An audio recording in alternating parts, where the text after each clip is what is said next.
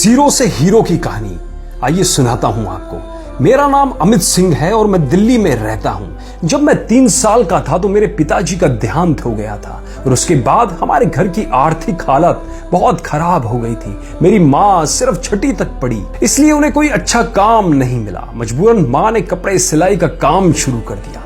वर्ष 2009 तक मैं, मेरी माँ और मेरी छोटी बहन महज 5,000 रुपए में अपने घर का गुजारा चलाते थे। बहुत मुश्किल से घर गुजारा चलता था।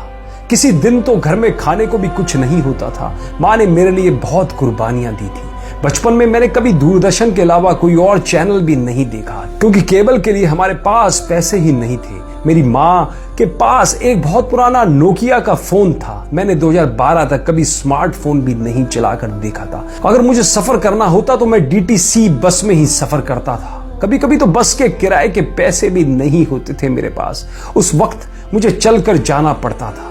किसी तरह मैंने अपनी ग्रेजुएशन पूरी की। मुझे उम्मीद थी कि शायद मैं अपने परिवार की आर्थिक हालात ठीक कर दूं।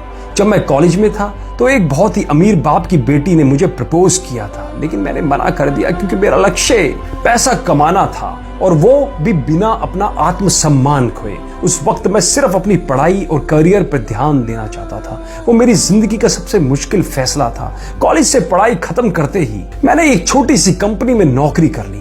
1 साल वहां नौकरी करने के बाद जब मैं दूसरी कंपनी में गया तो मुझे 2 गुनी तनख्वाह मिल गई। उस वक्त मुझे एहसास हो गया था कि मैं धीरे धीरे अपने लक्ष्य के बहुत करीब हूं। अब मैं एक बड़ी कंपनी में नौकरी करता हूं और मेरी सालाना तनख्वाह 1.5 करोड़ है। अगले कुछ सालों में मेरा लक्ष्य है इसे 2 गुनी तनख्वाह हासिल करना। आज मेरे पास सब कुछ है, गाड़ी, महंगा फोन आदि। मैं व्यापार के सिलसिले में कई शहरों देशों में जाता रहता हूँ और ज्यादातर मैं हवाई जहाज में ही सफर करता हूँ। अगले कुछ सालों में अपना खुद का घर भी खरीदने वाला हूँ। मैंने अपना पूरा बचपन गरीबी में निकाला था और मुझे मेरे बचपन से ही ये सीख मिली थी कि कभी हार नहीं माननी चाहिए।